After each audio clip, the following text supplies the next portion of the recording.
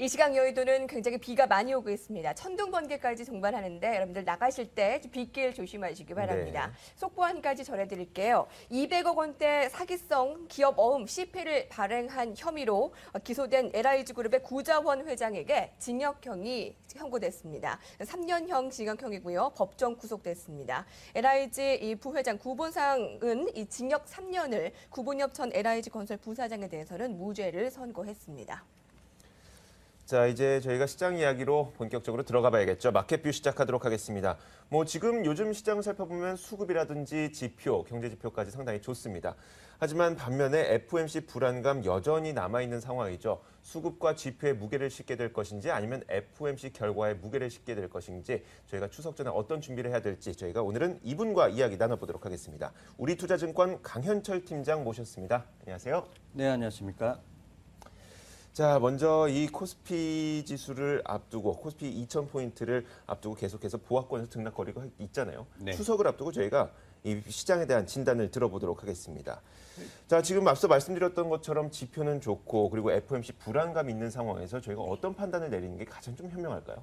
일단은 시장을 그대로 액면 그대로 보시면 될 것 같은데요. 물론 이제 2000선에서 약간 공방이 있긴 하지만 다음 주에 FOMC 회의가 있다는 걸 다 알고 있지만 외국인 중심으로 시장이 굉장히 좀 강한 모습을 보인 거고 여전히 우려하시는 분들은 FOMC 회의 결과를 좀 보자. 그리고 또 추석 연휴가 있기 때문에 그 다음에 방향이 나오지 않겠냐라는 거지만 사실은 이미 방향은 나온 거고 오히려 이런 그 불투명성 때문에 시장이 좀 쉬어간다면은 주식을 여기서 좀 비중을 넓혀가는 것이 나쁘진 않을 것 같습니다. 왜냐하면 사실은 이미 미국의 출구 전략 얘기는 5월 달부터 시장에 나왔던 재료인 거고 6월 달, 7월 달에 전 세계 주시장이 한번 이미 충격을 받았던 재료이기 때문에 출구 전략을 이제 예정대로 시행했을 경우에 주시장이 거의 영향이 없다고 보셔야 되는 거고 투자자분이 이제라도 살까 말까 이런 분들이 좀 많긴 하신데 오히려 다음 주 회의 또 연휴라는 불투명성 때문에 시장이 약간 좀 2000선에서 공방을 보일 때 좀 더 적극적인 매매를 가져가는 게 좋아 보입니다. 예. 시장을 액면 그대로 바라보자라는 판단인데요. 지금 바로 FOMC 회의 앞두고 많이 오른 만큼 눈치 보기 숨고르기를 나타내고 있고 딱 그러한 현상이 나타나고 있습니다. 수급을 잠깐 살펴보면 지금 2000선에서 네. 등락을 거듭하고 있고 좀 눈치 보기를 보고 있습니다만 외국인들은 1,600원 지금 장기 시작한 지 한 2시간 가량밖에 지나지 않았지만 여전히 지금 16거래일, 17거래일 연속의 순매수 나타내고 있습니다. 그런데 이 투신권의 매도, 이 펀드 환매에 대한 2000선에서의 부담감도 있을 테고요. 이러한 그 줄다리기에 대해서 어떻게 볼 수 있을까요? 사실은 코스피가 2000선만 오면은 주가가 밀렸던 게 이제 말씀하신 환매 때문에 네. 기관들이 여기에 대응을 하다 보니까는 움직임이 상당히 좀 둔화가 됐었고 번번이 좀 주가가 밀렸었는데요. 최근 일단 외국인 투자자들은 한국 주식을 거의 2년 내내 비중을 줄였다가 오히려 이제 FOMC 이후에 미국이 출구 전략을 하더라도 한국이 상대적으로 안전할 것이다라고 생각을 하고 투자처를 찾고 있는 거기 때문에 이게 앞서 말씀하신 16일 사고 17일 사고 끝나는 게 아니고 FOMC 이후를 겨냥하고 있기 때문에 적어도 연말까지는 외국인 매수는 이어진다라고 보셔야 되는 그 거고. 기조가요. 예, 그렇죠. 예. 반대로 이제 개인 투자자분들이 잘 생각하셔야 되는 것은 내가 몇 년 동안 2천에서 물려가지고 주식 많이 들고 네. 있었는데 여기서 던지고 나가는 것도 현명하실 수도 있지만 거꾸로 얘기해서 2050이라는 매물벽을 돌파하고 나면 그 위쪽으로는 사실은 저항선이 거의 없는 거기 때문에 오히려 길게 봤을 때 적어도 연말까지 봤을 때는 굉장히 그 좋은 시장의 흐름이 나타날 수 있는 국면에서 본인만 먼저 시장에서 이탈되는 흐름이 되지 않을까. 과거에 봤을 때 환매가 있으면 주가가 주춤한 건 맞지만 급락이 나타난 적은 없고 오히려 환매벽을 벗어난 이후에 큰 폭의 상승을 이룬 이후에 오히려 조정이 나타났었기 때문에 환매 있을 때는 오히려 주식을 사셔야지 기다린 만큼 이제 본전에서 털고 나갈 필요는 없다라고 보고 있습니다. 네. 어떻게 보면 지금 결론이 잠깐 나왔는데요. 지금에서 섣불리 매도를 하는 것은 아니다라는 의견을 준 것 같고요. 여기서의 좀 더 보유 전략을 얘기를 해주시는 겁니까? 사실은 이제 요즘에 시장에서 많이 물어보시는 것이 중소형주나 코스닥은 어떻게 했느냐. 네.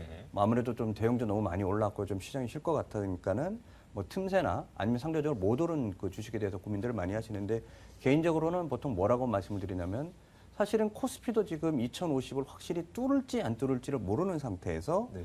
옆으로 가시는 전략은 아닌 것 같다. 시장이 만약에 간다고 보시면 경기 민감 대형주 비중을 확실하게 더 높여서 따라가던가 이거 아닌 것 같다. 옆으로 갈 것 같다. 그러면 차라리 비중을 줄이고 현금 전략을 가지고 좀 더 관망하는 전략이 낫지. 네. 어떻게 보면 이도 저도 아닌 거죠. 시장은 못 갈 것 같은데 옆으로 좀 약간 뭐 순환매나 틈새 나오는 것을 노리시는 건데 이건 굉장히 좀 일시적으로 나타나는 현상이지 주가 빠지면 사실은 내 주식이 덜 빠지는 거지 안 빠지는 건 아니기 때문에 확실하게 방향성을 쫓아가시던가 아니면은 또 정반대로 확실하게 시장에서 발을 빼던가. 다만 여기서 이제 오히려 좀 중립지역인 뭐 순환매나 중소형주 틈새장을 노리는 것은 오히려 더 위험을 키우는 전략이 될 거다라고 보고 있습니다. 그런데 이 말씀하셨던 부분이 2050포인트를 장기적으로 넘어서게 되면 매물대 이제 저항선이 없기 때문에 더 추가적인 상승 가능하다 이런 전망까지 앞서서 주셨잖아요. 그렇다면 이 코스피 시장을 저희가 전망을 해봤을 때 추가적인 상승, 지금 2000포인트 부근이지만 추가적인 상승이 가능하다고 보시는 겁니까? 사실은 뭐 수급만 가지고 얘기한 건 좀 그렇지만 요즘에 주식을 사는 외국인들이 네. 한국 주식 시장은 2000 가면 환매가 나올 걸 다 알고 있더라고요. 네. 그래서 그걸 체크하면서 사고 있는 거고 FOMC 회의 이후에 오히려 인도나 인도네시아보다 한국이 더 좋을 거다를 이미 방향성을 갖고 들어오는 거기 때문에 외국인은 뭐 2, 3주 사고 끝나기보다는 이 매물벽 걷어내면 사실은 좋은 얘기는 아니지만은 오히려 또 국내 돈이 들어온 경험들이 또 있었기 때문에 이 부분을 염두에 두고 중기적으로 움직이는 거고 우리는 지나치게 이제 그 단기적인 부분에 좀 민감한 거고요. 네. 연말로 갈수록 한국 성장률이 거의 4%대까지 나올 가능성이 되게 높아졌고 잘 안 보시는 부분은 있겠지만 하이닉스 반사 있긴 하지만 4, 4분기 기업 실적이 지금 올라가고 있습니다. 네. 이게 무슨 얘기냐면 당장 3, 4분기 실적이 눈앞인데 4, 4분기 실적이 올라가게 되면 연말에 대한 기대치가 점차 높아질 수 있기 때문에 수급으로나 지표적으로 4, 4분기에 대한 그 약간 낙관적인 전망들이 형성되고 있는 구간에서는 나 이제 본전 와서 이제 집에 가겠다 이 마음이 아니시면 주식 비중을 여기서 급격하게 줄여서 아니면 아까 말씀드린 대로 옆으로 가는 그 순환 전략은 좋지 않다라고 네. 보고 있습니다. 네. 근데 정말 이게 애매하게 답을 주는 것보다 이렇게 팀장님처럼 확고하게 길을 제시해 주는 것도 시청자분들에게 좀 도움이 되는 것 그렇습니다. 같아요. 지금 시장을 긍정적으로 여튼 옆으로 바라보는 것 조정보다는 좀 위로의 하반기에 긍정적인 영향을 받는데요. 죄송합니다만 9월에 우리투자증권의 지금 증시 상단은 어디까지 보셨었습니까? 이제 사실은 그 증권사마다 전망을 하지만 우리 투자증권은 월간 전망은 안 하고요. 예. 네. 언론에서 하도 그거 가지고 말들을 많이 하셔서 연말까지 2,300 해서 2,300? 전체 증권사 예. 중에서 가장 강한 뷰를 가지고 있습니다. 그러면 뭐 틀렸거나 한 건 아닌데 왜냐하면 지금 9월에 워낙 많은 증권사들이 좀 전망을 좀 틀리게 해가지고요. 네. 그 부분은 뭐 요즘에 또 언론에서 많이 나오시더라고요. 네, 네. 네.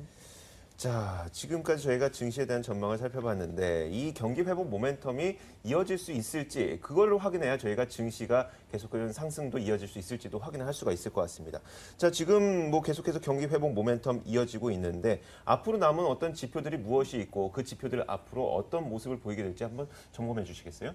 네, 일단은 그 지표라는 부분이 지금 뭐 거의 9월 중순이기 때문에 3, 4분기는 그렇게 매력적이지는 않을 것 같습니다. 다만 이제 과연 연말까지 시장에 가려면 4, 4분기나 내년 초가 과연 좋아질 수 있겠느냐. 네. 근데 하나 확실하게 말씀드릴 수 있는 것은 우리나라가 지금 신정부 1년 차죠. 네. 연말에 한국은행이 경제 성장률을 거의 4.0까지 만들겠다를 얘기를 하고 있는데 해외 투자자나 국내 투자자들이 과연 4.0 나오겠냐. 지금 2, 4분기 2.3인데. 근데 정권 초기에는 정부 데이터가 맞았던 경험이 많기 때문에 약간 인위적인 부분이 있겠지만 연말 성장률이 굉장히 잘 나올 거다라는 부분을 생각을 하셔야 되는 거고요. 네. 삼성전자가 사실은 3, 4분기 10조 나오고 4, 4분기 9조대로 떨어질 거다가 이슈였는데 삼성전자도 지금 4, 4분기 10조로 올라갔고요. 오히려 4, 4분기 실적이 올라가는 업종들을 봤더니 삼성전자를 빼더라도 기계나 철강, 화학 이런 업종들이 지금 좋아지고 있어서 연말에 대한 실적과 지표에 대한 기대감은 일단 상당히 좀 좋을 것 같습니다. 네. 특히 우리가 잘 안 봐서 그렇지 요즘에 인도, 인도네시아 계속 재미없는데 해외 투자자들이 확실히 재미없는 나라보다는 좀 안정적인 나라. 그리고 혹시나 글로벌 경기가 좋았을 때 탄력이 높은 나라로 뭐 월스트리트저널이나 이런 자료를 많이 보시면은 한국을 언급하는 데들이 부쩍 늘어나고 있기 때문에 이 사람들의 방향성이 뭐 한두 달짜리가 아니고 네. 적어도 올해 하반기, 즉 연말이나 내년 초까지는 겨냥하고 있다라고 보셔야 될 것 같습니다. 네, 알겠습니다. 올해 경기에 대한 기대감도 상당히 좋고 우리 투자증권에서 나오는 이 밴드 같은 경우도 저희 2,300포인트까지 보니까 저희가 좀 희망을 갖고 이번 시장에 대응해보는 것도 나쁘지 않을 것 같습니다. 자, 오늘은요 우리 투자증권 강현철 팀장과 함께 자세한 이야기 나눠봤습니다. 고맙습니다. 감사합니다.